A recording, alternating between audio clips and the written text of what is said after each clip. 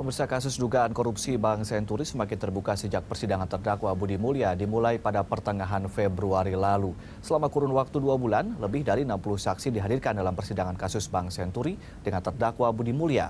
Mantan Menteri Keuangan yang juga menjabat Ketua KSSK saat bailout Bank Senturi, Sri Mulyani pun telah bersaksi kemarin. Pada tahun 2008, Sri Mulyani yang juga adalah pihak yang memutuskan bahwa Bank Senturi adalah bank gagal berdampak sistemik.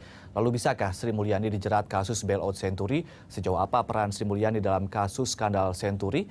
Dan untuk berbincang mengenai hal tersebut, sudah hadir di studio aktivis ICW, Tama S. Langkun, dan pakar hukum pidana Abdul Fikar Pajar.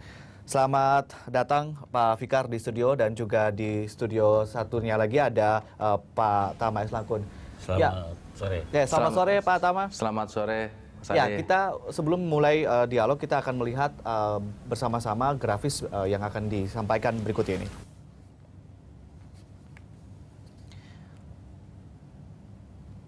Ya, ini ada statement dari Ibu Sri Mulyani, mantan Menteri Keuangan. Beliau mengatakan bahwa faktanya saya buat keputusan Bank Senturi adalah bank gagal berdampak sistemik, baik dari sisi global maupun dari data BI yang disampaikan saat itu.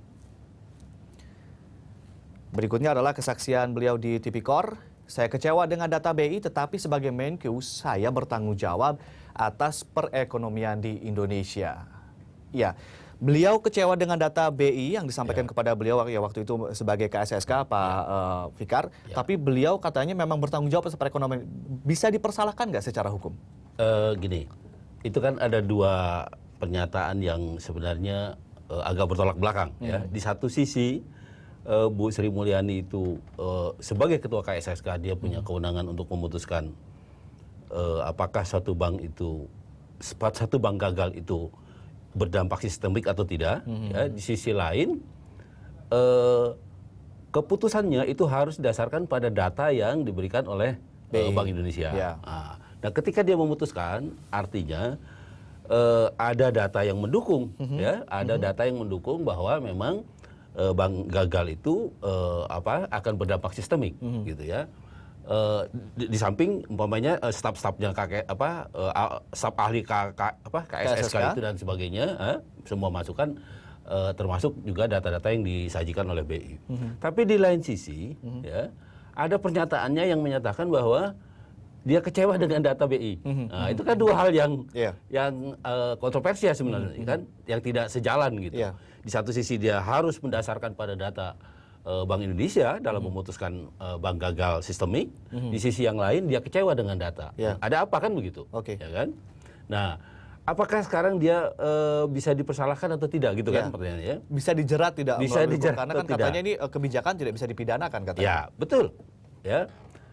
Bahwa kebijakannya itu tidak bisa dipidanakan. Tetapi ketika orang mengambil kebijakan itu ya dilakukan dengan cara-cara yang melawan hukum dan dia juga berdampak pada kerugian negara, gitu ya, menguntungkan orang lain, maka bisa dijerat. Artinya bukan kebijakannya, tetapi pejabat yang mengambil kebijakan dengan dasar itu tadi, dasar-dasar yang dia pakai melawan hukum, menguntungkan orang lain. Dan ada kerugian negara. Nah, bagaimana kalau kemudian yang menandatangani atau mengambil keputusan tersebut memang tidak tahu, lalu kemudian disodorkan data-data yang memang keliru atau memang faktanya datanya memang tidak valid begitu? Nah, kan gini, dia punya kewenangan memutuskan sebagai pejabat negara, sebagai penyelenggara negara, gitu ya. Itu wewenang basic namanya, diskresi, gitu ya. Dan itu memang nggak bisa dipersoalkan itu, gitu. Tetapi ketika dia menandatangani itu kemudian berakibat ada kerugian negara, gitu, dan berakibat ada